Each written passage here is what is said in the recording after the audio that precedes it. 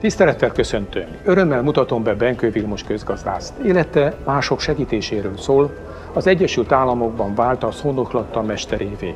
A KPMG BME Akadémián üzleti retorikát tanít. Mi lenne, ha élvezni? Mi lenne, ha hatékonyabban csinálná? És mi lenne, ha mindez kihatna cégének az eredményességére? Az én feladatom a retorikai oktatáson keresztül kettős.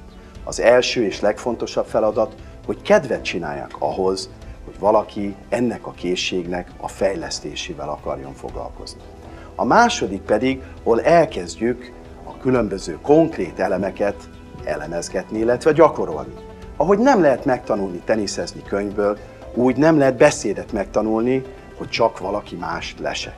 Tehát egy gyakorlatintenzív oktatáson keresztül össze fognak szépen az oktatás végére állni azok az elemek, hogy az ember érezni fogja, hogy mondja, tudni fogja, hogy mit mondjon, és ez a kettő összeáll, akkor a hallgatók lesznek a legboldogabbak. De végre lesz egy olyan előadó, aki át tudja adni az információt úgy, hogy arra később is emlékezni fognak.